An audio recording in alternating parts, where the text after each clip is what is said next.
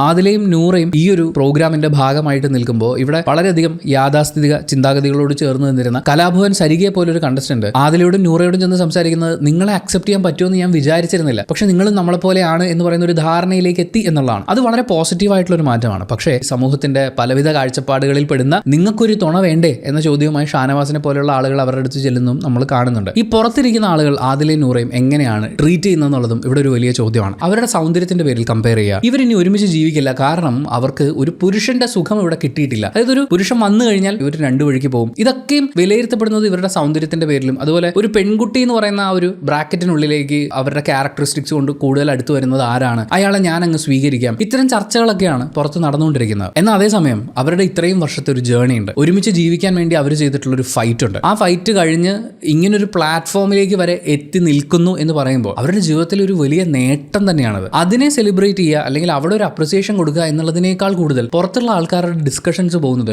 ആദിലെ വേണോ നൂറേ വേണോ, ഇതിൽ ആരെ ആയിരിക്കും ഞാനാണെങ്കിൽ വിവാഹം കഴിക്കുക. ആരെങ്കിലും ഒരാൾ ഞാനൊരു ഗേ ആണെന്ന് പറഞ്ഞു വരുമ്പോൾ ഒരു പെണ്ണിന്റെ സുഖം അറിഞ്ഞാൽ മതി, നമുക്കത് ശരിയാക്കാന്ന് പറഞ്ഞ് സ്ത്രീകളുടെ ഒരു ചർച്ച ഇവിടെ നടന്നിട്ടില്ല. എന്നാൽ അതേസമയം പുരുഷന്മാരും ആമ്പിള്ളേരെല്ലാവരും വട്ടം കൂടി ഇരുന്ന് ചർച്ച ചെയ്യുകയാണ്. അവിടെയാണ് നമുക്ക് ഈ ആണധികാരം, ആണിന്റെ ആഗ്രഹങ്ങൾ, ആണിന്റെ ഒരു സ്ട്രക്ചറിനുള്ളിലേക്ക് ഇവർ വന്ന് വീഴണം, അതിലകത്ത് ഇവർ ജീവിക്കണം എന്നൊക്കെ പറയുന്നത് അതിൽ ഒരുപാട് കമ്മ്യൂണൽ ഫാക്ടേഴ്സും എല്ലാം ഒത്തുചേരുന്നുണ്ട്. ആ ജീർണിച്ച ചിന്തകൾ എന്ന് തന്നെ ഞാൻ പറയും. ആ ചിന്തകൾക്കൊന്നും ഒരു മാറ്റവും വന്നിട്ടില്ല എന്നുള്ളത് ആദില നൂറ എന്ന ടീമിനെ പുറത്ത് എങ്ങനെ ഡീൽ ചെയ്യുന്നു എന്നുള്ളത് കാണുമ്പോൾ നമുക്ക് മനസ്സിലാവും. നിങ്ങൾ ഇങ്ങനെ ആലോചിച്ച് നോക്കൂ, രണ്ടുപേര് അവരവരുടെ സെക്ഷുവാലിറ്റി തിരിച്ചറിഞ്ഞു, പ്രണയമാണെന്ന് തിരിച്ചറിഞ്ഞു, വീട്ടുകാരുടെ എതിർപ്പുകളൊക്കെ അവഗണിച്ചുകൊണ്ട് കോടതിയും കേസുമായി നടന്ന് ഒരുപാട് വർഷത്തെ സ്ട്രഗിളിനൊടുവിൽ ഒരുമിച്ച് ജീവിക്കാൻ തീരുമാനിച്ച് കഴിഞ്ഞ 11 വർഷത്തോളമായി ഒരു റിലേഷൻഷിപ്പിൽ ഇരിക്കുന്ന ആളുകളാണ്. നിങ്ങൾ ഈ പറയുന്നത് പോലെയുള്ള എത്രയെത്ര പ്രശ്നങ്ങളെ അവർ ഇതിനോടകം നേരിട്ട് കഴിഞ്ഞിട്ടുണ്ടാവും. കാണുമ്പോൾ അല്ലെങ്കിൽ അനലൈസ് ചെയ്യുമ്പോൾ കുറച്ച് പെയിൻഫുൾ ആയി തോന്നിയിട്ടുള്ള ഒരു കാര്യം എന്ന് പറയുന്നത്, ഇപ്പോൾ ബിഗ് ബോസ് ഹൗസിൽ ഇവർക്ക് രണ്ടുപേർക്കും ഒരു ഗെയിം ഉണ്ടോ എന്ന് ചോദിച്ചു കഴിഞ്ഞാൽ ഇല്ല. ഇവർ അങ്ങോട്ടും ഇങ്ങോട്ടും ഒക്കെ അവർക്ക് ഇട്ടുകൊടുത്തിട്ടുള്ള പൂമ്പാറ്റകൾ എന്ന് പറയുന്ന പേര് പോലെ അങ്ങോട്ടും ഇങ്ങോട്ടും ഒക്കെ നടന്ന എല്ലാവരോടും സംസാരിച്ചുകൊണ്ടിരിക്കുകയാണ്. പക്ഷെ അവർ എന്താണ് സംസാരിക്കുന്നത് ശ്രദ്ധിച്ചിട്ടുണ്ടോ? പ്രശ്നങ്ങൾ പറഞ്ഞ് പരിഹരിക്കണം എന്ന് അങ്ങോട്ടും ഇങ്ങോട്ടും പോയി നടന്ന് പറഞ്ഞുകൊണ്ടിരിക്കുകയാണ്. എന്തുകൊണ്ടായിരിക്കും അങ്ങനെ? കുടുംബാംഗങ്ങളെ കൺവിൻസ് ചെയ്യാൻ വേണ്ടി അവർ ഒരുപാട് കഷ്ടപ്പെട്ടു. വീട്ടുകാർ ഒത്തിട്ടില്ല. സ്വാഭാവികമായും അവർക്ക് അവരുടെ ഇഷ്ടത്തിനെ തള്ളി പറയാൻ പറ്റില്ല. അവർ ഒരുമിച്ച് ജീവിക്കുന്നു. ഇവർ ബിഗ് ബോസ് ഹൗസിൽ വന്നിട്ട് ചെയ്യുന്നത് എന്താണെന്ന് വെച്ചാൽ വഴക്കുകളും പ്രശ്നങ്ങളും പറഞ്ഞു തീർക്കുക എന്നുള്ളതാണ്. അവരുടെ ലൈഫിൽ അവർ ഏറ്റവും കൂടുതൽ സ്ട്രഗിൾ ചെയ്തിട്ടുള്ളത്, ഒരുപക്ഷെ അവർ ഏറ്റവും കൂടുതൽ വേദനിച്ചിട്ടുള്ളത് വഴക്കുകളും പിണക്കങ്ങളും വീട്ടുകാരോട് പറഞ്ഞു തീർത്ത ശേഷം ഒരുമിച്ച് സന്തോഷമായി ജീവിക്കാൻ കഴിയുന്നില്ല എന്നുള്ളത് തന്നെയാണ്. അവർ പോലും അറിയാതെ അവരുടെ ഉള്ളിലുള്ള ആ ട്രോമയുടെ